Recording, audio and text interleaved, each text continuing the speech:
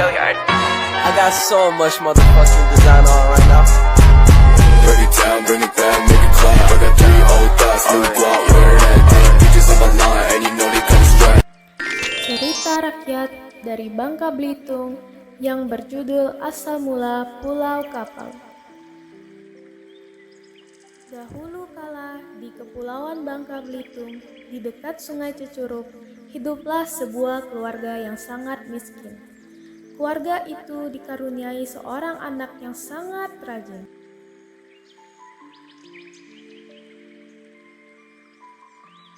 Mereka sekeluarga hidup dari hasil menjual buah-buahan dan dedaunan yang mereka petik di hutan. Setiap hari, sang anak selalu ikut kedua orang tuanya mencari hasil hutan.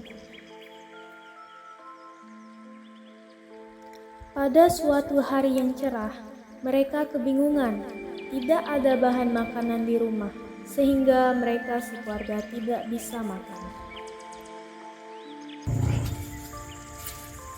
Ayah, beras sudah habis, air sudah habis, tidak ada tersisa untuk dimasak. Sepertinya aku harus mencari sesuatu yang bisa dimasak di hutan. Kemudian, sang ayah memutuskan pergi ke hutan untuk mencari bahan makanan. Aku pergi dulu, Bu. Hati-hati, Ayah.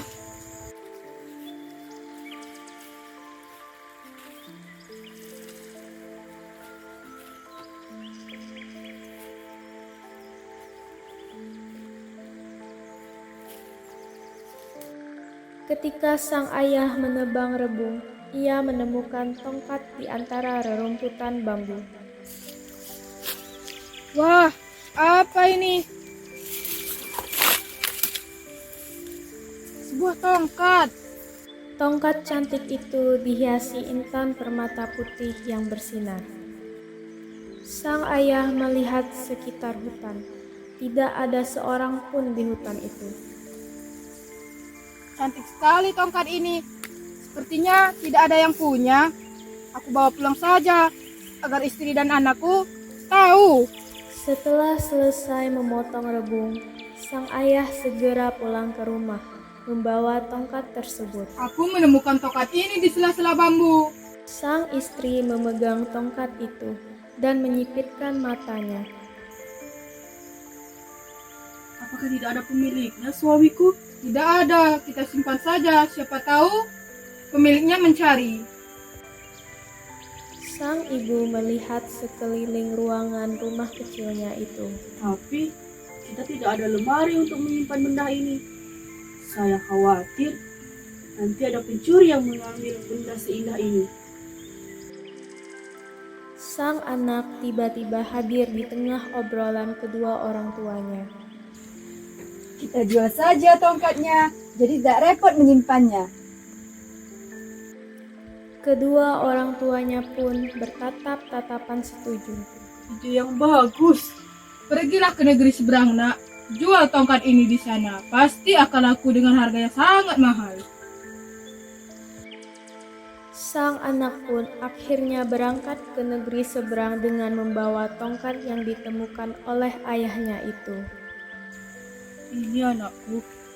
Saya pergi dulu, ayah ibu.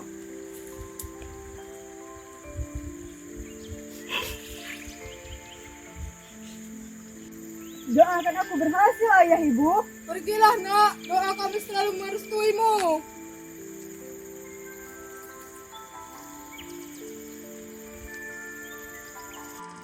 Sesampainya di negeri itu, sang anak segera menawarkan tongkat itu ke orang yang lalu lalang. Lihatlah, tongkat ini sangat indah. Tidak ada yang menyamai keindahannya. Aku menjualnya dengan harga yang pas. Orang-orang pun mengerubungi anak itu. Banyak yang tertarik dengan keunikan tongkat tersebut. Bagus ya. Iya, bagus. Pasti harganya sangat mahal. Akhirnya tongkat tersebut pun laku dengan harga yang sangat mahal. Sang anak sangat bahagia. Ini dia kehidupan yang menyenangkan. Hahaha. Namun, Setelah berhasil menjual tongkat itu, sang anak tidak pulang ke rumah. Ia memilih menetap di negeri itu dengan uang hasil jual tongkat berharga. Kehidupan sang anak di negeri itu menjadi berubah drastis. Ia menjadi orang yang kaya raya dan bergaul dengan kalangan bangsawan. Bertahun-tahun ia tidak kembali ke kampung halamannya, hingga sang anak bertemu dengan salah seorang putri dari saudagar terkenal di negeri itu. Dia sangat cantik jelita, aku menyukainya. Setelah mendapatkan hati sang putri, ia pun menikahinya.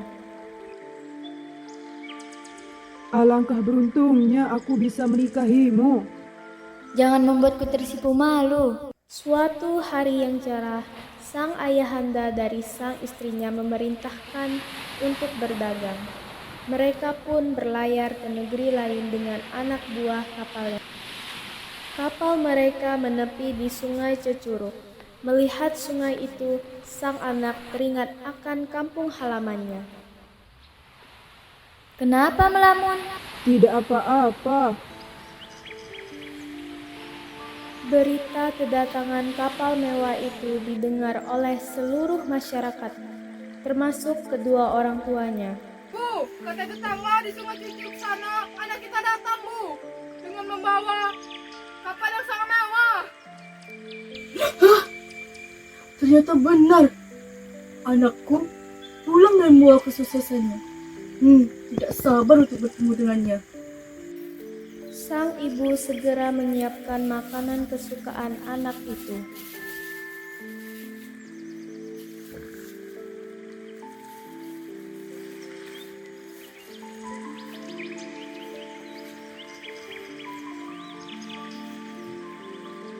Kemudian ia pergi menemui anaknya dengan kerinduan yang mendalam.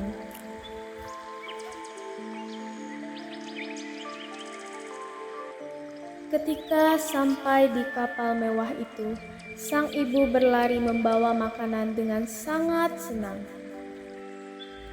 Ayah dan ibumu datang, nak. Ibu membawa makanan kesukaanmu. Lelaki muda yang berdiri di kapal itu tertegun melihat seorang wanita dan lelaki parubaya menghampirinya. Penampilannya yang lusuh membuat sang anak mual. Siapa kalian? Berani-beraninya menaiki kapalku. Sang ibu masih mencoba mendekati anaknya. Ini ayah dan ibumu, nak. Apakah kamu tidak mengenali? Ibu membawakan masakan kesukaanmu, rebung rebus. Sang ibu menyodorkan makanannya. Aku tidak suka makanan kampung. Kalian bukan orang tuaku adalah bangsawan. Bukan orang miskin seperti kalian. Namun, sang anak melemparinya. Hancurlah kedua hati orang tua anak itu. Kalian hanya mengaku-ngaku kan? Karena kalian orang miskin agar kami memberi uang yang banyak. Basi. Mereka bercucuran air mata dengan berat langkah mereka meninggalkan kapal itu. Sang ibu menahan sedih dan amarah. Jika saudagar kaya raya itu adalah anakku, maka karamkanlah kapalnya. Setelah kalimat itu keluar dari mulut sang ibu, tiba-tiba muncul badai dan gelombang yang sangat besar. Gelombang besar itu menghantam kapal mewah itu beserta sang anak, istri, dan seluruh awak kapal. Kapal itu terombang-ambing dan terbalik, seluruh penumpang tewas seketika. Beberapa hari kemudian, di tempat karamnya kapal sang anak, muncullah pulau yang bentuknya menyerupai sebuah kapal.